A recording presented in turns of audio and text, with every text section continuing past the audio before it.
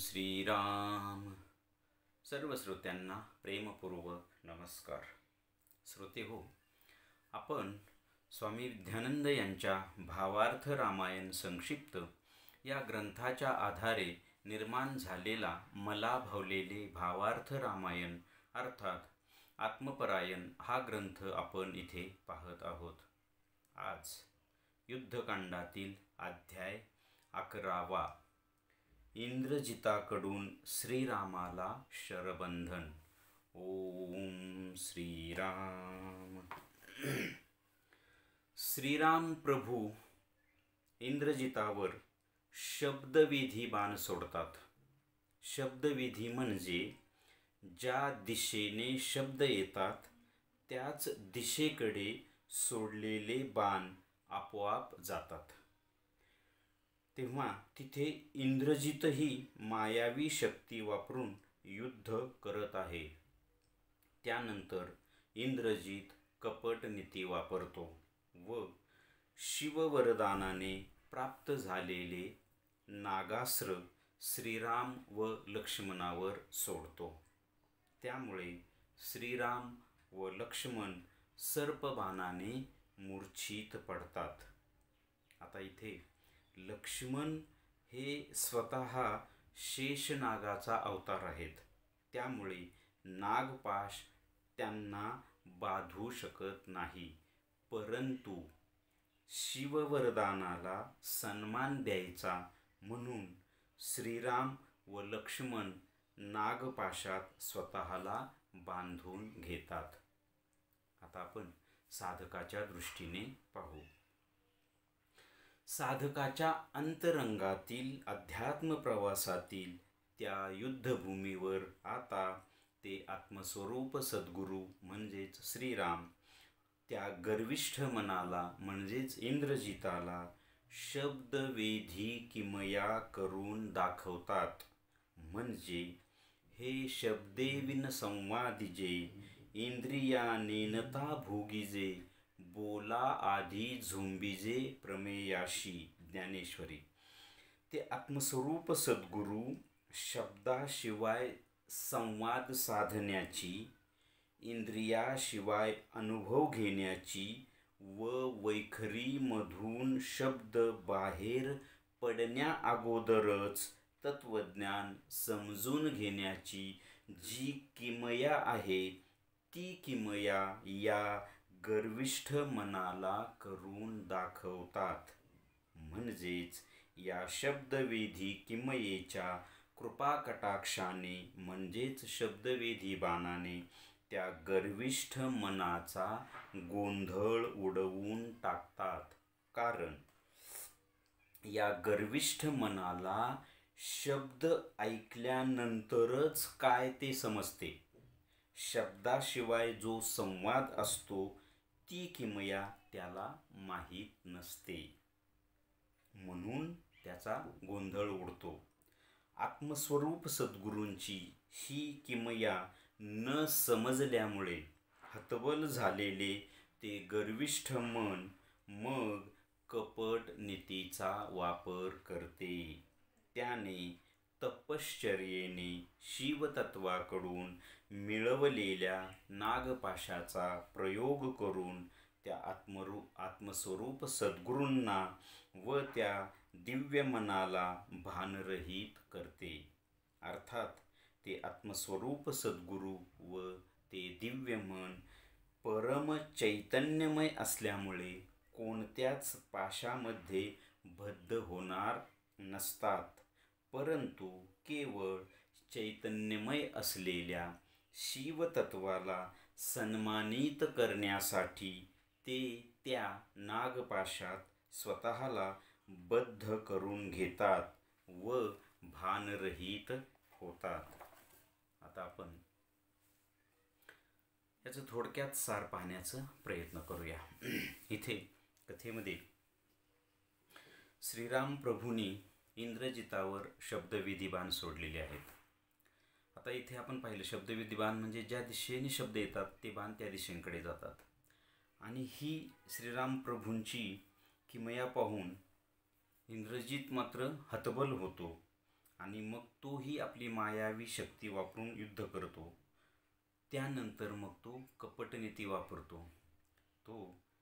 त्याने शिववरदानाने म्हणजे शिवाची तपश्चर्या करून त्याकडून वरदान मिळवून जी शक्ती मिळवलेली असते त्यामधलं नागास्त्र तो श्रीराम आणि लक्ष्मणावर सोडतो. आता इथे लक्ष्मण हे शेषनागाचे अवतार आहेत आणि भगवान महाविष्णू हे शेषनागावर पहुडलेले आहेत. त्यांच्यावर नागपाश काय करणार आहे, परंतु शिववरदानाला सन्मान द्यायचा म्हणून ते त्या नागपाशात स्वतःला बंधन करून घेतात. ही झाली कथा. आता हेच साधकाच्या दृष्टीने कसं, तर साधकाच्या या अध्यात्म प्रवासामध्ये ते आत्मस्वरूप सद्गुरू त्या गर्विष्ठ मनाला शब्दवेधी किमया करून दाखवतात. आता ही अतिशय महत्त्वाची गोष्ट आहे. शब्दविधी म्हणजे काय, की इथे ज्ञानेश्वरीतला त्या ओवीचा आधार घेतला आहे की शब्दे जे हे शब्देविन संवादिजे इंद्रिया नेनता भोगीजे बोला आधी झोंबिजे प्रमेयाशी. म्हणजे शब्द न वापरता संवाद करणे, कोणत्याही इंद्रियाचा वापर न करता अनुभव घेणे आणि वैखरी वाणीने म्हणजेच शब्दाने सांगण्या अगोदरच तत्वज्ञान समजून घेणे ही किमया त्या गर्विष्ठ मनाला माहीत नसते. तर आपण हे पुढे जाण्या अगोदर आपण इथंच हा विचार करू, आपली ही अशीच अवस्था आहे. आपल्याला सुद्धा शब्दाशिवाय संवाद साधता येतो का हो? म्हणजे आपण एखाद्या व्यक्तीला किंवा आपल्या सद्गुरूंना किंवा ईश्वराशी आपण काहीही शब्द न वापरता संवाद एकमेकांशी साधला जातो का? समजा मी माझ्या सद्गुरूंकडे गेलो आणि त्यांच्यासमोर फक्त बसलो आहे मी आणि त्यांनी मला काहीतरी सांगितले मात्र त्यांनी शब्द वापरलेले नाहीत, ते मला समजेल का, समजतं का, हे ज्याने त्याने आपापलं पाहायचं. किंवा दुसरं ज्ञानेश्वर महाराज म्हणतात की इंद्रिया नेनता भोगीजे, म्हणजे इंद्रियांना माहीत न होता अनुभव घ्यायचा. आता समजा मला बोलायचं आहे तर ह्या मुखाचा वापर न करता बोलायचं, मला पाहायचं आहे ह्या डोळ्यांचा वापर न करता पाहायचं आहे. म्हणजे ही ज्ञानेंद्रिय कर्मेंद्रिय अगदी मन प्राण यांचा काहीही वापर न करता अनुभव घेता येईल का? तिसरी गोष्ट त्यांनी सांगितली की शब्द न वापरता तत्वज्ञान मला समजलं आलं पाहिजे.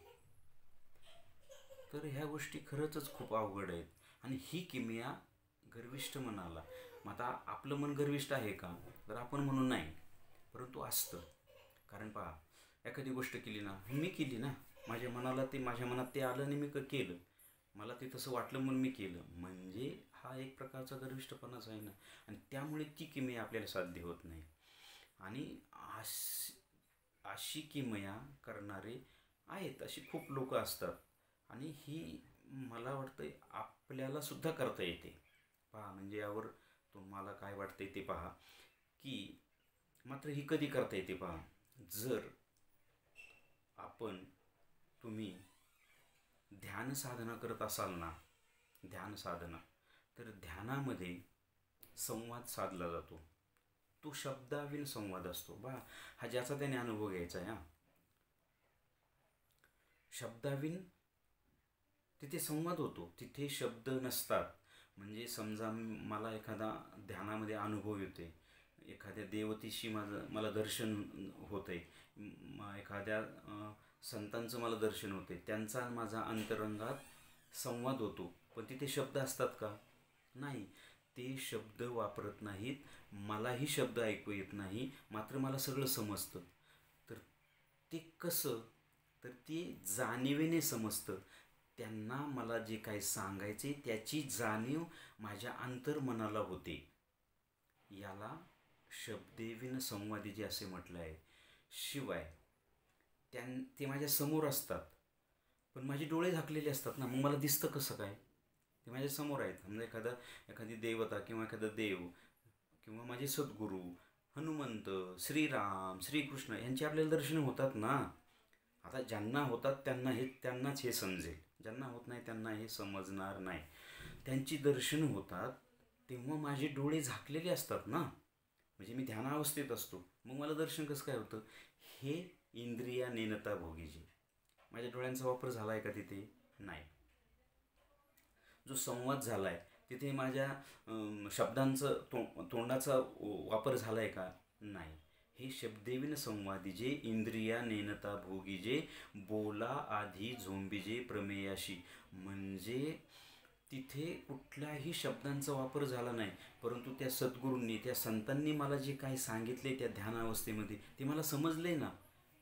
म्हणजेच बोला आधी झोंबिजे प्रमेयाशी, म्हणजे ते त्यांना जे मला काही गोष्ट सांगायची, तत्त्वज्ञान सांगायचे, अध्यात्माविषयी काही संवाद सांगायचा आहे तो मला समजतो.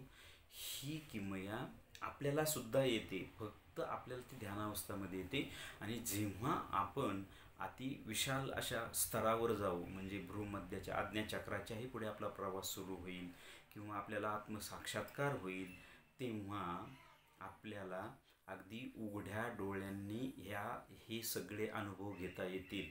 हे पहा, आता ज्यांनी कोणी हे ऐकत असतील आणि ज्यांनी कोणी स्वामीजींना पाहिलं असेल, स्वामी विद्यानंदांना, आता मी बाकीच्या संतांची फारशी उदाहरणं देत नाही, परंतु बहुतांश ऐकणारे स्वामीजींना पाहणारे आहेत. तर स्वामीजींच्या समोर जेव्हा आपण जायचो ना, तेव्हा माझ्या मनात काय प्रश्न आहे हे स्वामीजींना समजायचं. आणि स्वामीजींना मी माझा प्रश्न न सांगता स्वामीजी प्रवचनामधून त्याची उत्तरं द्यायची. हा शब्देविन संवादीचे. अर्थात आपली तेवढी पात्रता नसायची, परंतु स्वामीजींनाही समजायचं आणि स्वामीजी त्या प्रश्नांची उत्तरं त्या प्रवचनामधून, किंवा प्रवचन नसेल तर एखाद्या व्यक्तीला एखादी गोष्ट सांगायची आणि माझ्या प्रश्नाची उत्तर द्यायची. हे शब्देविन संवादीचे. म्हणजे मग स्वामीजींनी ते ध्यानावस्थेत होते का? नाही. स्वामीजींनी डोळे झाकले होते का? नाही. स्वामीजी समोर त्या व्यक्तीला पाहत आहेत आणि त्याला त्यांनी काही न विचारता उत्तर देत आहेत. तर ही अवस्था आत्मसाक्षात्काराच्या वेळेला, आत्मसाक्षात्कारानंतर येते. अर्थात त्याच्या अगोदर पण मी जे मगाशी सांगितलं, ध्यान अवस्थेमध्ये हे आपण जेव्हा अनुभव घेतो संतांचे, योग्यांचे, प्रकाशाचे, अनाहत नादाचे, तर हे म्हणजे ही शब्दविधी किमया किंवा हे शब्देविन संवादीचे. तर ही किमया त्या गर्विष्ठ मनाला नसते आणि तिथं ही किमया आत्मस्वरूप सद्गुरू करून दाखवतात. मग त्यामुळे काय होतं माहिती का? त्या गर्विष्ठ मनाचा गोंधळ उडतो आणि मग ते कपटनीती वापरतं. आता इथे इंद्रजिताच्या दृष्टीने त्याने ते नागपाशात त्यांना बंदिस्त केले वगैरे, पण आपल्या बाबतीत मग आपण काय करतो माहिती का? हे असा एखादी व्यक्ती आपल्याला भेटली तर आपल्याला समजत नाही, मग आपण काय करतो? आपण इथे कपटनीती शब्द वापरला आहे, परंतु आपण मग सिद्धीच्या मागे लागतो. सिद्धी मिळाली ना तर आपल्याला हे गोष्टी समजतात, परंतु हे सिद्धीच्या बळावर, आत्म्याच्या बळावर नाही. तर ही एक प्रकारे इथे कपटनीती म्हणायला लागेल. कारण ती सिद्धी तुम्हाला ते गायडन्स करते आतून, आणि हां हे असं असं आहे, हां असं असं बोल, असं असं समजतं आपल्याला. परंतु तुमच्या स्वतःच्या आत्म्याच्या बळावर तुम्ही केलं का? तीही इथे आपल्याकडून होते. अर्थात ते मिळवणंसुद्धा त्यासाठी तपश्चर्याच करावी लागते. मग इथे इंद्रजिताने शिवाची तपश्चर्या करून ते शिववरदानाने नागपाश मिळवला आहे ना, आणि साधकाच्या दृष्टीने तो शिवतत्वाकडून ती सिद्धी मिळवतो आणि त्या सिद्धीच्या बळावर मग समोरच्या व्यक्तींना वश करतो ना. म्हणजे सिद्धी ज्यांच्याकडे आहेत ना, तुम्ही आजही जगात पाहताल, हे बाबा चमत्कार करणारे लोक, महाराज अमके तमके, खूप गुत आला आहे त्यांना खूप प्रमाणात ही लोकं आहेत. तर ही लोकं एक छोटीशी सिद्धी मिळवतात आणि त्या सिद्धीच्या बळावर लोकांना वश करतात आणि मग त्यांचे ते भक्त करून घेतात, त्यांच्याकडून सगळं मग मिळवतात, सत्ता, पैसे, धन वगैरे वगैरे. तर म्हणजे ही कपटनीतीच ना, हे अशा मार्गाने मिळवणे. आणि मला एक इथे आवर्जून सांगावंसं वाटतं की आपल्या स्वामीजींनी अशा पद्धतीने धन मिळवलं का? कारण त्यांना ही ही जी किमया होती ती ते त्यांच्या आत्म्याच्या बळावर, म्हणजेच आत्मसाक्षात्कारानंतर ही किमया प्राप्त होते. इथे सिद्धीसारखी कपटनीती वापरून लोकांना वश करून लोकांची फसवणूक करणे नाही. आणि लोकांची फसवणूक म्हणजे स्वतःची फसवणूकच आहे. तर ही इथे त्या गर्विष्ठ मनाने त्याची ती नीती वापरली आहे.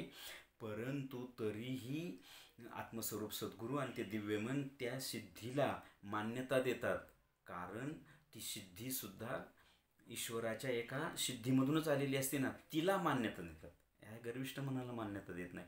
मात्र ते फार काळ टिकत नाही. आपण पाहिले की अशा बाबांचा थोडा काळ असतो, त्यानंतर त्यांचं सगळं संपून जातं. असो, तर हेच या अध्यायाचं सार असावं असं मला वाटतं. श्रीरामार्पणमस्तु. हरिओम तत्सत. ब्रह्मार्पणमस्तु.